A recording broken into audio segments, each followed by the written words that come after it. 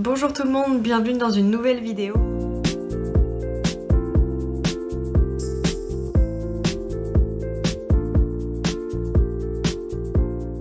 Aujourd'hui on se retrouve pour le bilan du challenge Mars au féminin et que je vous présente aussi les quelques petites lectures que j'ai faites qui n'étaient pas incluses dans ma pile à lire de base, donc on va commencer tout de suite. J'ai commencé le mois avec Prières pour celles qui furent volées de Jennifer Clément. Ce livre s'inscrivait dans roman historique, voilà, catégorie roman historique.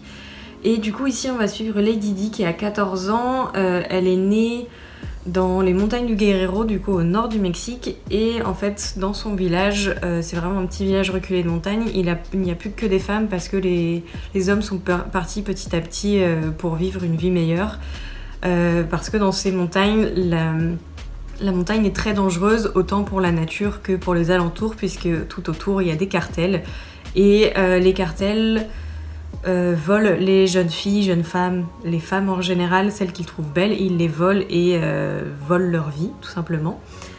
Et je pensais réellement qu'on allait se concentrer sur ce vol de femmes et je m'étais un peu fait une histoire toute seule en pensant que Lady Di allait se faire voler et au final pas du tout. On suit Lady Di dans sa vie, donc au village, avec ses amis, avec sa mère qui est une femme très toxique, dysfonctionnelle, enfin...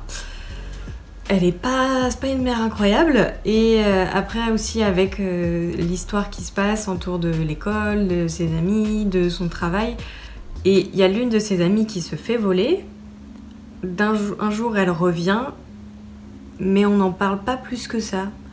On sait à peu près ce qui lui arrive, mais c'est pas hyper clair quoi. Enfin, en fait j'ai trouvé l'histoire très brouillonne, c'était un peu dispersé, j'ai été un peu perdue à certains moments parce que Lady Di parle de « Ah, je vais faire ci, ça » et on revient parfois en arrière, en avant, on parle d'un personnage puis d'un autre.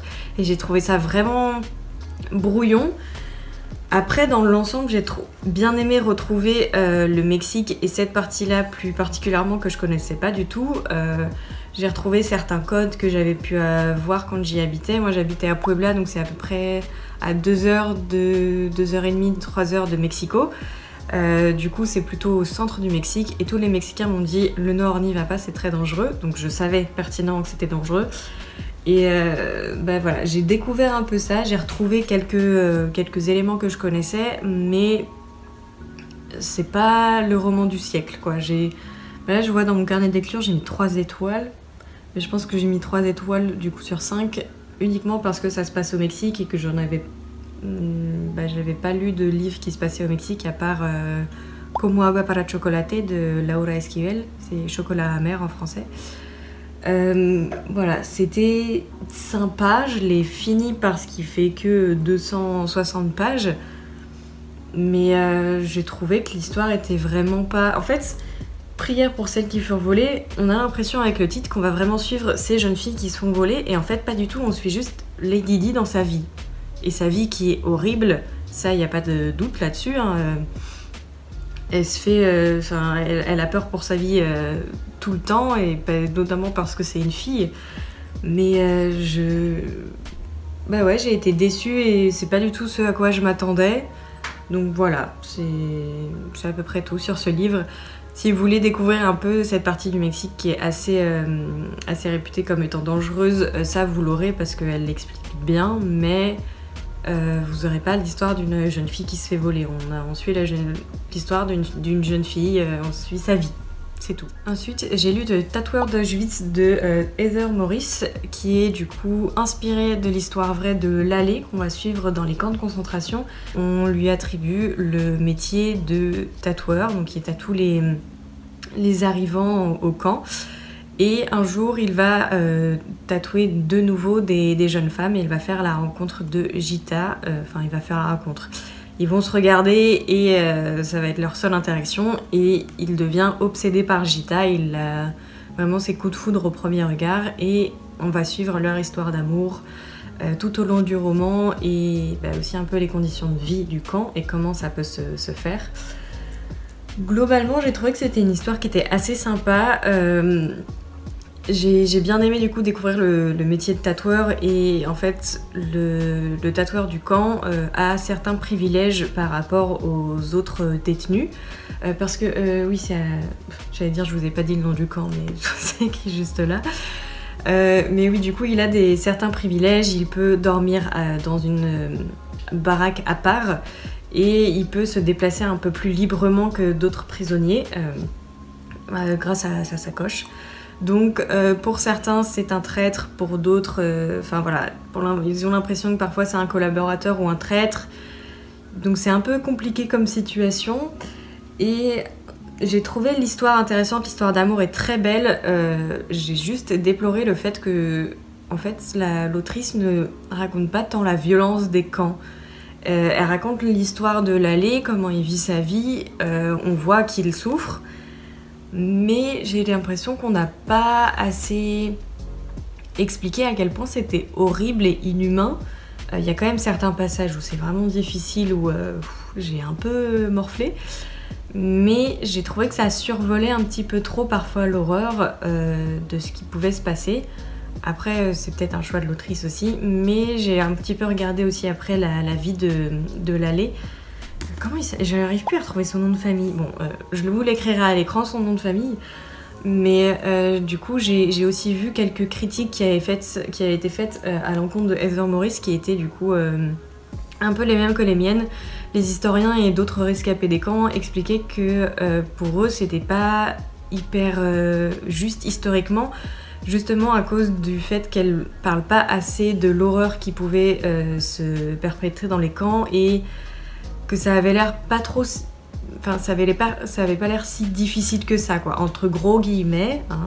Mais c'est un peu ce que j'ai reproché au livre. L'histoire est très bien, l'histoire d'amour est très belle. L'allée, on comprend à quel point il souffre de cette situation, parce que c'est vraiment un homme qui était très intelligent. Il parle plusieurs langues, il est slovaque, et je crois qu'il parle allemand, russe, polonais... et une troisième langue aussi, qui est cinquième langue. Enfin, en tout cas, c'est un homme qui est assez cultivé, donc il a pu un peu se faufiler un peu grâce à ça. Mais c'est vrai que ne pas raconter assez l'horreur, je trouvais que c'était un peu à déplorer dans ce cas-là. Mais sinon, si vous cherchez un peu des choses sur Auschwitz, il est quand même très bien. Ouais. Celui-ci ne faisait pas partie de ma pile à lire de Mars au féminin, mais il pouvait très bien s'y inscrire dans roman historique. D'ailleurs, le tatoueur d'Auschwitz était dans la catégorie roman historique. Celui-ci, c'est La Duchesse de Buckingham de Chanel Malka. Je l'ai reçu en revenant de Marseille. Du coup, j'ai voulu le lire tout de suite. Donc ici, on va suivre Helena Quincy en Angleterre en 1841. Et elle va assister à une scène de violence contre un enfant.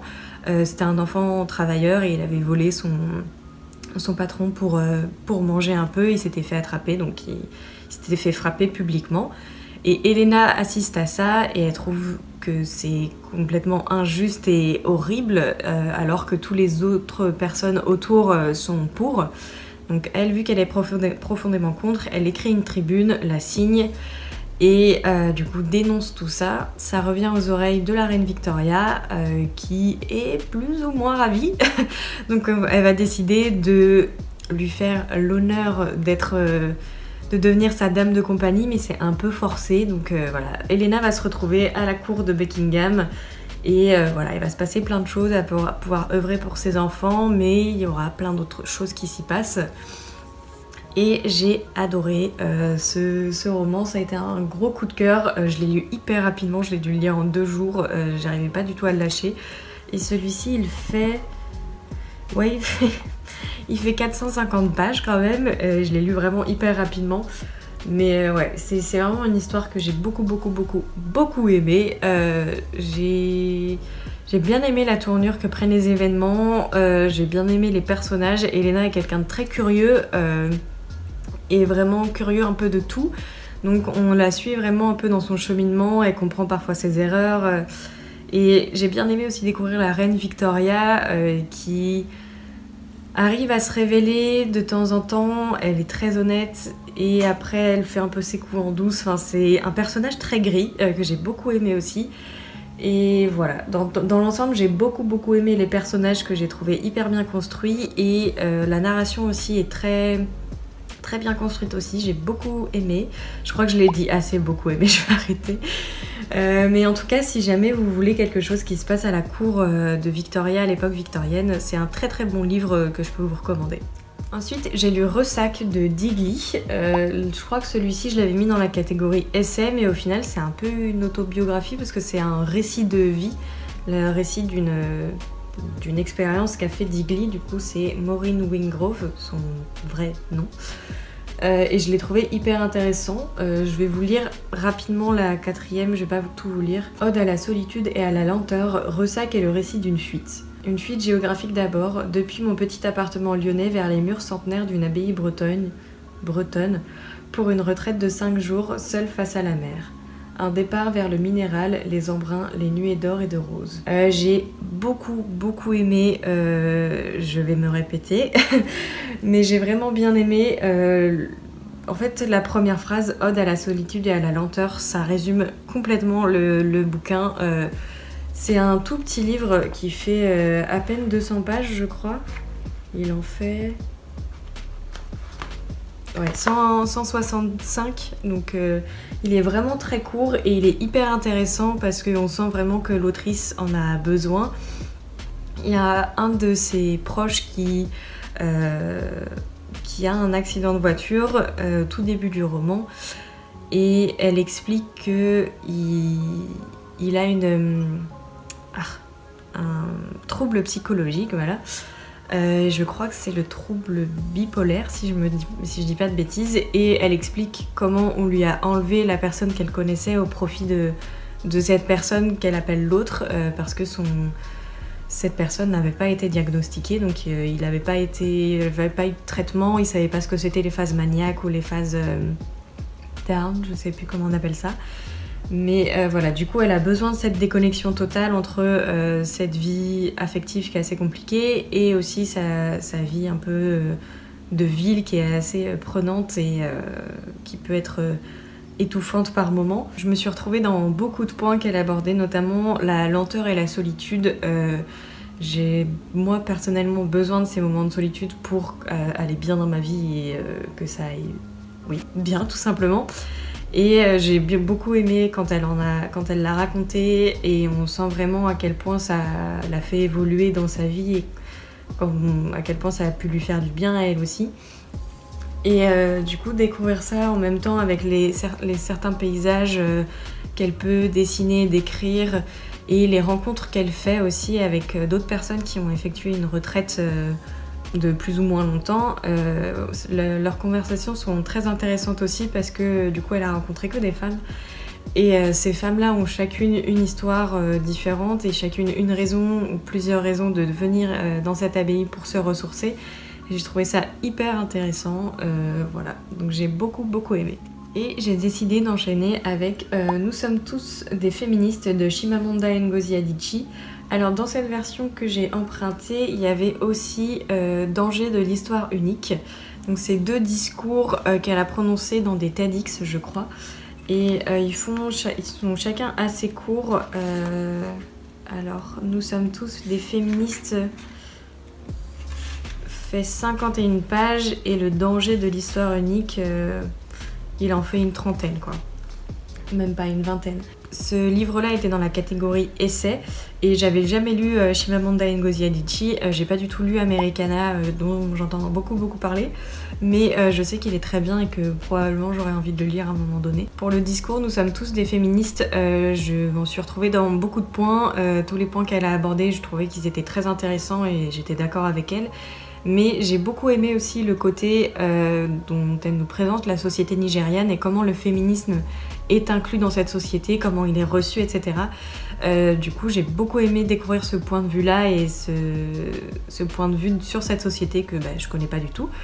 Et on voit à quel point les hommes sont peut-être sont pas du tout éduqués à ça et vraiment le féminisme c'est un peu une honte pour certains, pour peut-être beaucoup d'entre eux d'ailleurs. Et j'ai trouvé que c'était hyper intéressant, mais j'ai préféré Danger de l'histoire unique. Dans ce discours, elle va nous raconter pourquoi un pan de l'histoire, enfin pas un pan, mais une version de l'histoire peut être dangereuse. Typiquement, elle prend son exemple à elle en disant que quand elle est arrivée aux États-Unis, sa colocataire lui a demandé s'ils avaient de l'électricité chez eux. Enfin, elle avait tout plein de clichés sur l'Afrique. Même l'Afrique en entier, parce que pour sa colocataire, l'Afrique c'était pauvre et il n'y avait pas l'électricité, pas d'eau, etc. Parce que c'est ce qu'on lui avait raconté toute sa vie. Alors que elle, Chimamanda Ngozi Adichie, elle sait que effectivement il y a de la pauvreté, mais il y a aussi des constructions, des hôpitaux, une société classique comme on peut en avoir partout. Et aussi, elle a pu se faire avoir, donc Chimamanda Ngozi Adichie, pour la version sur les Mexicains. Du coup, quand elle était aux États-Unis, elle avait cette histoire qu'elle voyait dans les médias, que les Mexicains étaient dangereux, ils étaient pauvres, c'était que des migrants, etc. Et quand elle a été au Mexique, elle a eu cette sensation de « Ah mince, je me suis fait avoir moi aussi, ils sont pas du tout comme ça, il y a certains Mexicains qui sont comme ça, mais c'est pas toute la population qui l'est. » Et j'ai trouvé que c'était hyper intéressant comme réflexion. Je vous invite vivement à le lire parce que c'est très court. Du coup, celui-ci, il est à 2 €. Moi, je l'ai emprunté en bibliothèque. Il se lit hyper vite et il y a des idées qui sont vraiment hyper intéressantes dedans. Donc voilà, je vous le conseille beaucoup. Et le dernier livre que j'ai lu en ce mois de mars, il s'agit de Mémoires de la forêt de Michael Brun-Arnaud, illustré par Sanoé. Ici, c'est le tome 2, donc Les carnets de Cornelius Renard. Donc c'est un homme, j'ai fait un petit défaut au mois de mars, mars au féminin, mais il me donnait trop envie, je l'ai acheté du coup le 15 ou le 17, enfin je sais plus quand est-ce qu'il est sorti, et il me donnait trop envie, l'illustration, tout me donnait trop envie, donc voilà, j'ai pas hésité très longtemps et je l'ai lu, j'ai lu d'une traite. Je l'ai commencé le 30 en lisant peut-être un chapitre et je l'ai terminé le 31. Donc dans ce tome, on va suivre Archibald qui s'est fait expulser de la librairie dans laquelle il travaille, qui est du coup sa librairie, parce que Célestin Loup prétend qu'il est le propriétaire légitime avec des documents à l'appui qui l'approuvent. Donc Archibald va mener un peu son enquête avec Bartholomé qui est juste ici. Parce qu'il va découvrir que son grand-père Cornelius a caché des carnets qui révèlent un secret par rapport à la librairie. Donc ils vont on va les suivre tous les deux dans cette aventure où ils vont suivre la vie de leur grand-père et arrière-grand-père. J'ai encore une fois adoré, j'ai encore eu un coup de cœur. Parce que j'adore la plume de Michael Brun-Arnaud, j'aime beaucoup les messages qu'il défend à l'intérieur. C'est une très belle histoire d'amour, il y a une très belle histoire d'amour dedans, très belle histoire d'amitié, j'ai encore beaucoup aimé les différents personnages qu'on a pu rencontrer. Et Archibald, je l'aime toujours autant. On retrouve un petit peu Ferdinand Taupe qui est mon personnage préféré. Je le trouve trop mignon, il est trop adorable. Oh là là. Pardon, je m'emballe. Mais j'adore ce personnage, les dessins sont magnifiques, Sanoé a fait un travail encore une fois incroyable. Je vais vous présenter celui-ci, du coup on retrouve Archibald avec son ami Ferdinand Taupe, voilà, juste ici. Et vraiment je trouve que les personnages sont adorables, l'histoire est vraiment très belle aussi, j'aime beaucoup, je crois que je l'ai déjà dit, hein. J'aime beaucoup les messages qui sont véhiculés à l'intérieur, c'est très engagé au final, j'ai beaucoup aimé. En tout cas j'ai très hâte que le 3e tome sorte, normalement il sort cet hiver, alors attendez, je sais pas s'il nous donne une date à la fin du roman. Retrouvez Archibald et Bartholomé Renard dans le 3e volume des Mémoires de la forêt, L'esprit de l'hiver, à paraître fin 2023. Voilà, comme ça vous savez tout. J'en ai terminé avec cette vidéo, j'espère qu'elle vous a plu. N'hésitez pas à me dire en commentaire si vous, votre bilan s'est mieux passé que le mien, parce qu'au final j'ai pas coché beaucoup de catégories. J'ai coché essai, roman historique, ça c'était sûr, j'en ai coché avec 3 romans, et autobiographie. Et après j'ai pas eu le temps de lire Persépolis, J'ai pas eu le temps de lire un Cozy Mystery, enfin voilà. Il y a plein de choses que j'ai pas eu le temps de faire, mais voilà, j'ai eu une petite baisse de motivation au mois de mars, etc. Mais bon, c'est pas très grave. En tout cas, j'ai beaucoup aimé mes lectures de ce mois de mars, j'espère que vous aussi. Voilà, on se retrouve très vite pour une nouvelle vidéo. Salut!